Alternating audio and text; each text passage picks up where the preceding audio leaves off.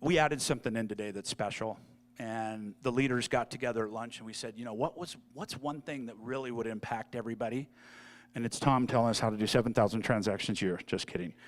That would be great. But I want to hear testimonials. I want to hear stories of people that have been here a year ago, and now they have this going on. I want to hear people that have done this, and now they're seeing this. I want to hear from some people so you can connect with the story, because again, remember what I talked about. Belief is everything, right? Because if you believe it, you will see it. If you try to see it and then believe it, it doesn't work that way.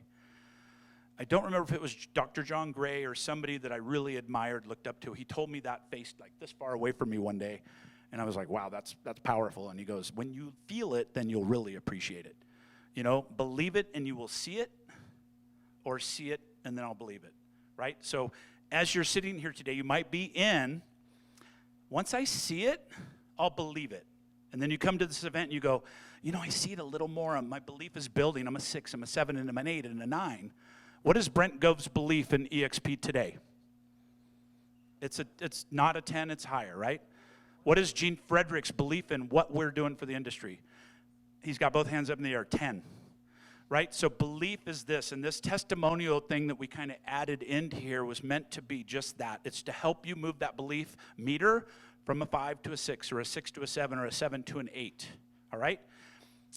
Real quick, Doug, be honest with me. What's your belief in EXP on a scale of 1 to 10? You can't say 7. Okay, definitely a 10. I appreciate that. Who's newer in EXP over the last couple months? You got to be brutally honest if you're going to do this. What's your belief in EXP? Scale of 1 to 10, can't say 7. Well, after being here and hearing everybody's testimony and seeing these humble men and women speak of who they are and what they've accomplished, absolutely a 10. What I see and what I hear from you guys is what I already possess. I can do this. That's right. Amen. I love that. Thank you so much. And now back it up. What were you before this event, honestly, if you can? I was a mom. And I was a 3. That's a 3. Do you see what we're talking about here? This is something that not only magical moments, but we're moving people from a 3 to a 10 in their mind. And then they've got us on their back to help support them. All right, so this is kind of a little special treat. We want to add a couple people. Come on, let's get up here, Deb Britton. Come on. Woo!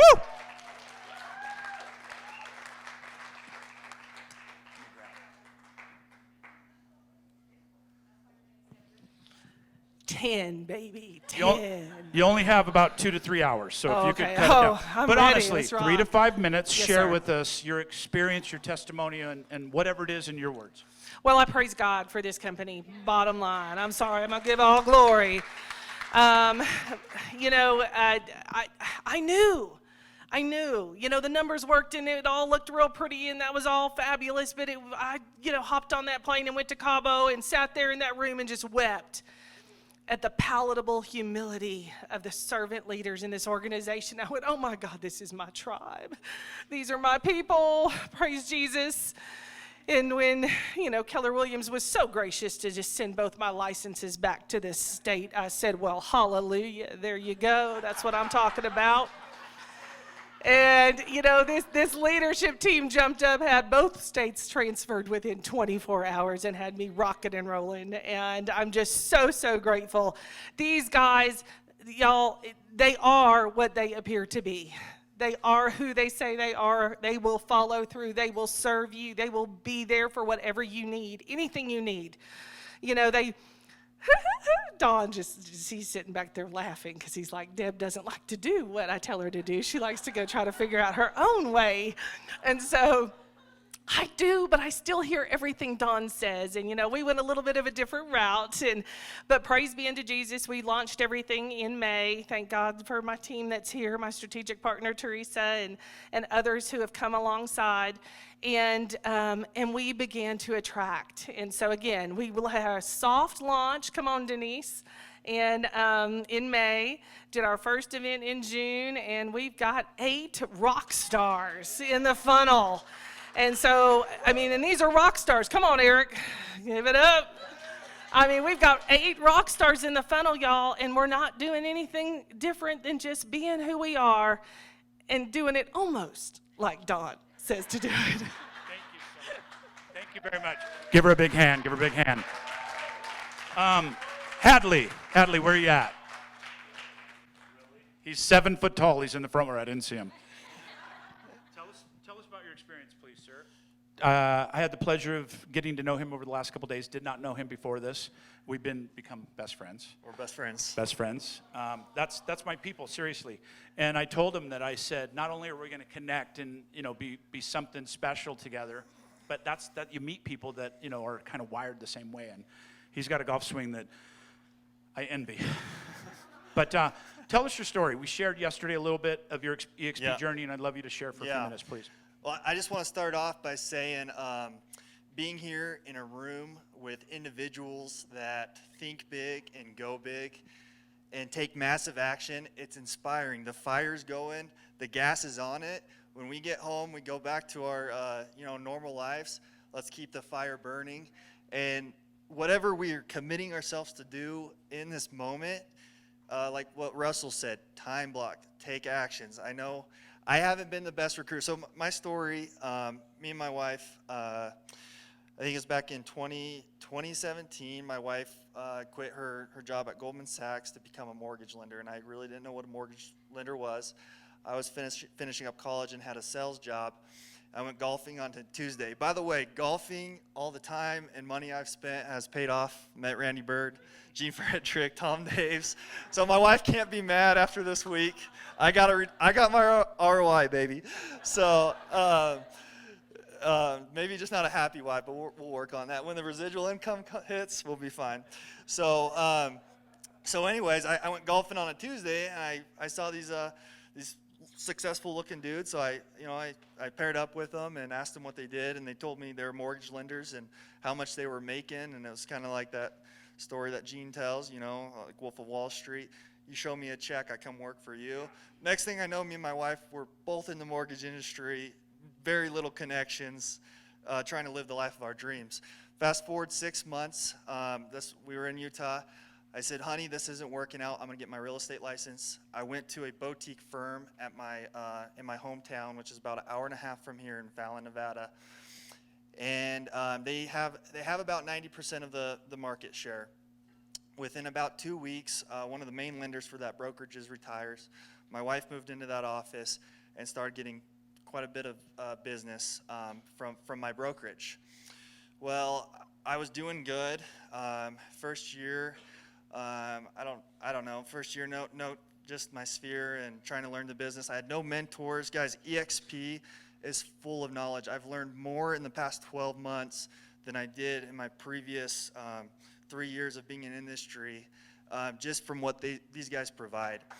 It's amazing. It's truly amazing. I went into an office. We were so old school. We would print out, the contract, the disclosures, paper hole punch, put it in a folder, and I'm like, what are we doing? Like, this is not the way to do business, But I was selling. I think first year I did maybe 24 houses, and that was more money than I was used to. So I was like, okay, it's working. And then all of a sudden I saw these big dogs. My sponsor, Jimmy Rex, also a couple other guys from Keller Williams moved to EXP, and I said, well, what's this EXP thing? So I reach out to Jimmy. He has lunch with me, gets me on a call with Don Yoakum, and I was signed up by the end of the call. I was hesitant. I was like, Don, I'm just getting into production. Like, I'm not ready to go off by myself. I'm still learning the game. He says, Hadley, it's financial malpractice to not join us with your production level. Ooh. Yeah, so I don't know. Don's a closer. He closed hard. So tell us about your stock. I'm getting there. We're only here today. Okay.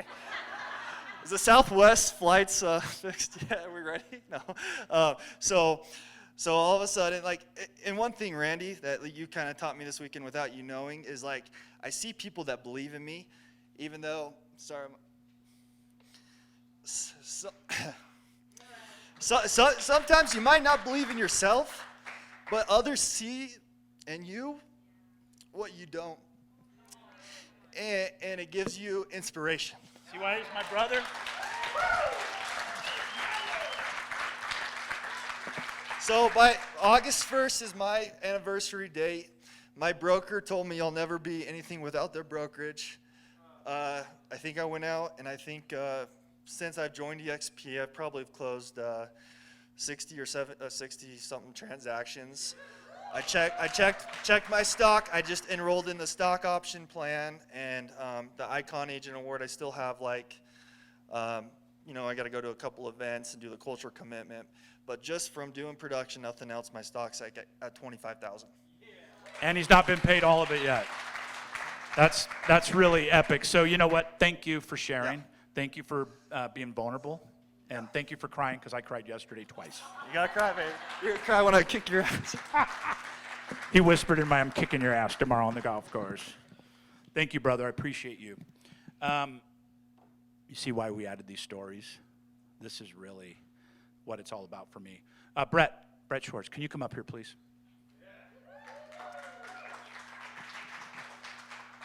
No pitching your tax flow stuff for 20 minutes. 5 minutes.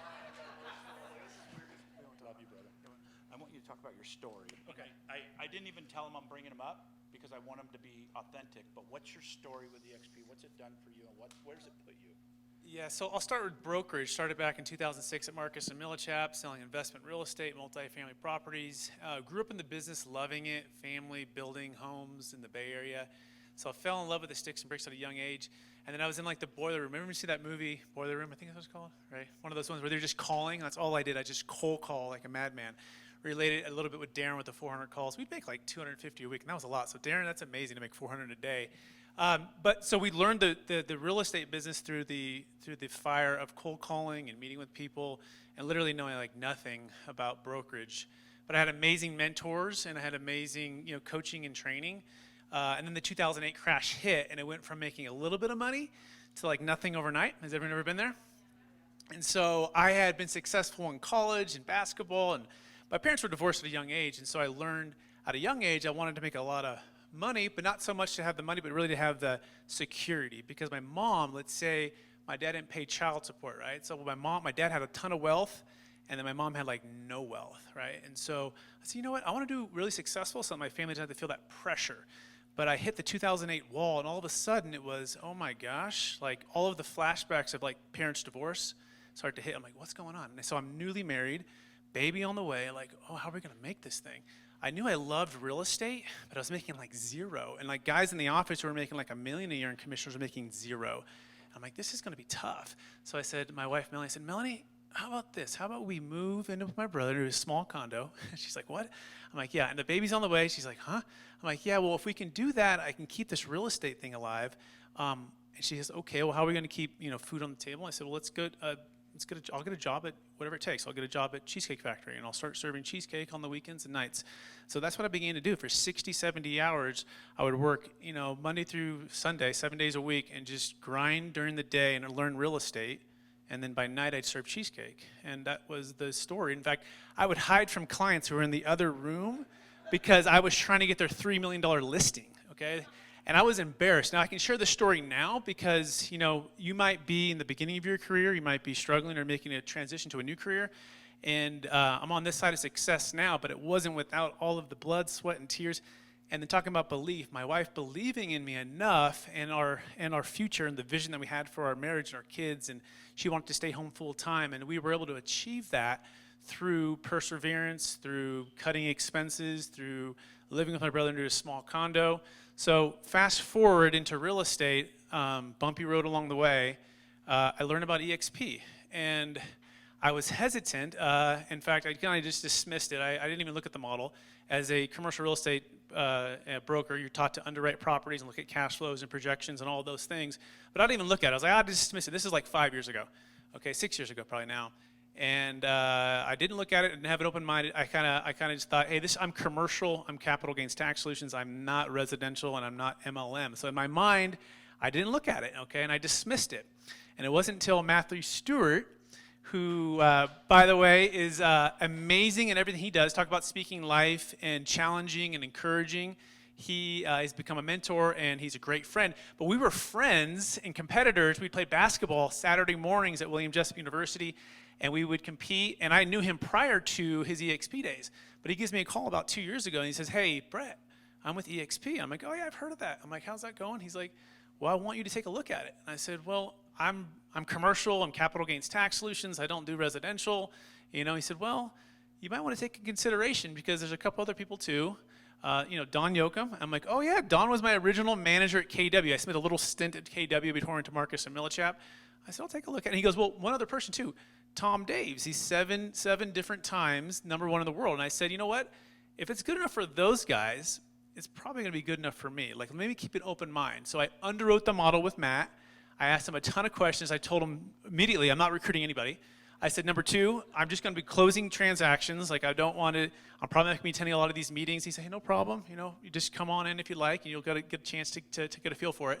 But as I began to learn and listen and actually absorb and be around everybody in EXP, it's like, these are my people. This is my family. Like, this is what I've been waiting for. Marcus and Millichap was very, very competitive. I love them for all that they did, but I wasn't on the right side of the quadrant. If anyone read Rich Dad, Poor Dad, the cash flow quadrant, right? You're either a business owner, or you're an employee, or you're self-employed, or you're an investor. And to the chance to get on the right side of the quadrant and to see all the things they taught us at Marcus and Millichap was to get on the other side of the phone so you get cash flow.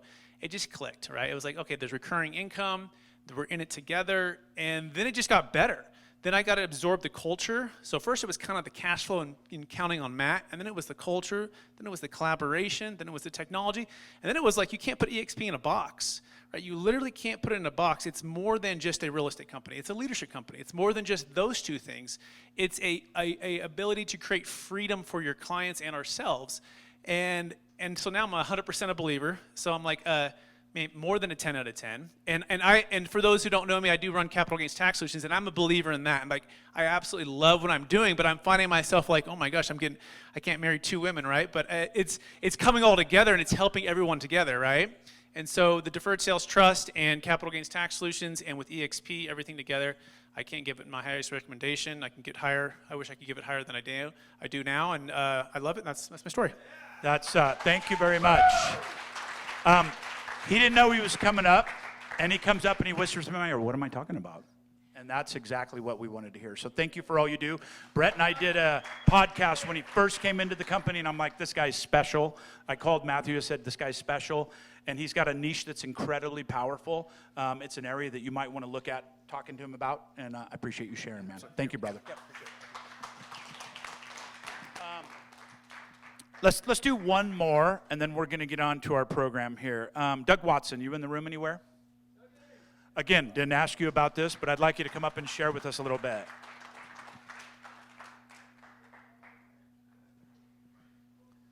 So, Doug, how long at EXP? I think 4 months. We're friends. 4 months. How you doing? Look at the camera. 4 months in EXP. Where'd you come from? Remax. Remax. How long? Off and on for 6 years, I think. I moved around a little bit. So Remax, pretty identifiable model, 100% commission, typically top agents. What intrigued you about EXP, and if you remember, what were those deciding factors that happened? Man, I've had various people kind of try to introduce the EXP model to me. I never really was interested in hearing it too much. Can you tell me why? I think I was just kind of, I guess it was also, I thought it was an MLM type of thing. I just didn't think that it was going to work for me. I don't know. Pause and look at the crowd for, right? So he didn't think it was for him. He was not open to it at the time. It wasn't the model, it was timing, correct? Correct. Okay. I think, and someone, Matthew is the one that finally, well, I'll be honest, my daughter just got her license 10 months ago. Yay! Stand up, Sophia. She's filming Dad. Yeah, so we've been working together for the last 10 months, and I was at Remax when she first got her license, so we were looking for something that she would be excited about as well. And then Matthew, I know Lexi, his wife, through Title and Escrow. That's why we all love Matthew. Yeah. So, and we love Lexi, right? And I didn't know Matthew, and Lexi and I had a conversation and told me that Matthew was with EXP, and so she immediately called him, and they called us back within the hour, and we sat down with Matthew at a Mexican restaurant and went over the whole program, and we were sold. Awesome. And my daughter was like, that's where we're going, Dad. So, There's no question about it. so I think this is the important part for them personally, is the transitional piece from when you went from I'm not really interested, it's an MLM belief-wise, right? Which is respectable, I understand. When did it change? Because this is important for them to understand. If you can, Yeah. So, I'm looking, every year, I look back at RE/MAX and I'm paying them $35,000 a year in commissions, overall, and I'm going, wow, it's a lot of money. And I'm a single breadwinner, I have 5 children, and I'm thinking 35 grand, that's some change, what was your split? So, RE/MAX, so I was on about $7,000 was, they called my wrap, Right. but then there's an admin fee. Correct. That just sucks you dry. Yeah. That thing just it's a big chunk of change every transaction. We just brought a RE/MAX agent that was on a 98.2 with no franchise fee. It was grandfathered in. And I said, that's awesome, but what'd you pay? She goes, I'm on 98.2, you can't beat that. I said, but what'd you pay? And Right. she ended up paying like $47,000 a year, and she's an icon. So again, you have to explore and dig into that, right? Yeah. RE/MAX will say you're on a 7, you're paying 7, but we look back and you're paying, quite a bit. Right. So 35,000, and then I'm at the production level where I think I could icon. So in talking to Matthew, just the thought of getting that $16,000 back in stock, and virtually wiping out that $35,000 a year that I was paying is pretty exciting. That is exciting. So you have big dreams and goals for EXP now? Yeah, Right? I do. I'm excited. Did you have those at RE/MAX? I'm more curious, honestly, because I was a RE/MAX guy as well. It wasn't on the radar for a model like this. No, not at all. I mean, production, yes, of course, you want to boost your production and do what you can to do that. But EXP, there's just so many different avenues of income, not just the production, but the stock is fantastic. And then the recruiting, And for me, it's easy for me to share that. I think that story to other agents who are producing that could icon. I mean, you'd be crazy. You're right. You're crazy not to come. You really are. So in the beginning, and again, I'm digging in because I'm really curious about this. In the beginning, were you interested in recruiting, or what was the attraction to the model? Was it the compensation model? Was it the stocks? Was it both? All of it, really. Okay. The recruiting, I have to admit, when I first came on, I just wanted to recruit, and I've not made a huge attempt to recruit. I've got a couple of people that I know well that I brought over, but I haven't taken that step to really focus on recruiting. So. And that's okay. I want to let you know that most people take time to let that set in and digest and get acclimated with the company. I brought on people that my expectation was they're going to add 30 people in the first 30 days because they have that massive influence, and they did 0. And if I judge them, then that's unfair for them, right? So you have to let people kind of unfold that as it's going to be for their transition in their business, okay? I see a lot of head nodding, so that means you're understanding this, right? Don't should on them. Right? Don't should on what they should be doing. Embrace them. It's okay to keep encouraging, but events build belief, and you're going to see that events really are the key. Yeah, we went to, when we first decided to join the Cabo was the event coming up, and so Matthew invited us to Cabo. We did that Cabo trip even before my license was fully transferred, and that was a real amazing experience, and it just gives you a lot of motivation. I love that. So really nice. Yeah, I love the people. Everybody's just extremely friendly and willing to share their knowledge and experience. So it's really a family. It feels, and it's just love it. We love it. Thank you. Yeah. We're glad to have you. Thank Thank you very much. Big round of applause.